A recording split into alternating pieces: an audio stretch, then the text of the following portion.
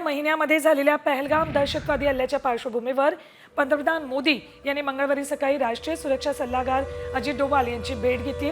दोघांमध्ये बैठक सुरू आहे।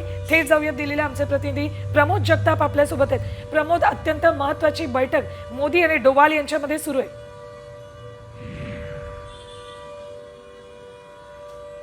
स्वर्ण अगदी बरोबर आहे। पंतप्रधानांचा 7 लोककल्याण मार्ग हे जे निवासस्थान आहे त्या निवासस्थानी पंतप्रधान नरेंद्र मोदी असतील आणि राष्ट्रीय सुरक्षा सल्लागार म्हणजे NSA अजित डोवाल यांची बैठक सुरू असल्याची माहिती मिळते। खरं तर प्रत्येक सुरक्षेच्या अनुषंगाने ज्या ज्या घडामोडी घडत आहेत त्या घडामोडींची प्रत्येक माहिती पंतप्रधान नरेंद्र मोदी यांना देण्याचं काम अजित डोवाल हे करत आहेत। काल ज्यावेळी PMO मध्ये बैठक झालेली होती त्या बैठकीसाठी देखील अजित डोवाल उपस्थित असल्याचं आपल्याला बघायला मिळालेलं होतं। खरं तर उद्या देशभरामध्ये 244 ठिकाणी मॉक ड्रिल होणार आहे आणि त्या मॉक ड्रिलच्या अनुषंगाने केंद्रीय गृह मंत्रालयामध्ये एक बैठक देखील पार पडलेली आहे आणि त्या बैठकीनंतर मोदी आणि NSA यांच्यामध्ये होणारी बैठक जी आहे अत्यंत महत्त्वाची आहे असं आपल्याला एक प्रकारे म्हणावं लागणार आहे। स्वर्ण हे सांगितलं पाहिजे की ज्यावेळी पहलगाम दहशतवादी हल्ला घडलेला होता त्यानंतर मोदी आणि अजित डोवाल यांच्यामध्ये वारंवार चर्चा ज्या आहेत त्या झालेल्या होत्या। सुरक्षेची जी अंमलबजावणी आहे त्या सगळ्याची माहिती अजित डोवाल यांच्याकडून पंतप्रधान नरेंद्र मोदी यांना दिली गेलेली होती आणि त्याच अनुषंगाने आजची होणारी बैठक